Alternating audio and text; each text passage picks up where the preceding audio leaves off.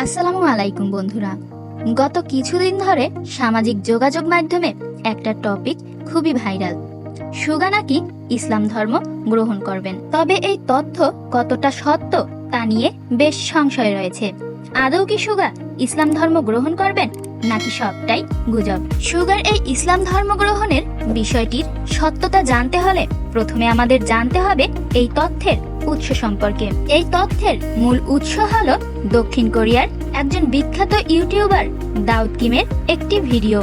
কয়েকদিন আগে দাউদ কিম তার ইউটিউব চ্যানেলে একটি ভিডিও আপলোড করেন এবং সেই ভিডিওতে তিনি সুগার কিছু চিন্তাধারার সাথে ইসলামিক কিছু সাদৃশ্য তুলে ধরেন। দাউদ কিম তার ভিডিওতে সরাসরি কোথাও বলেনি যে সুগা ইসলাম ধর্মের প্রতি আগ্রহী বা ইসলাম ধর্ম গ্রহণ করবেন, এবং এ সম্পর্কে অফিসিয়াল কোনো তথ্য এখন অবধি পাওয়া যায়নি।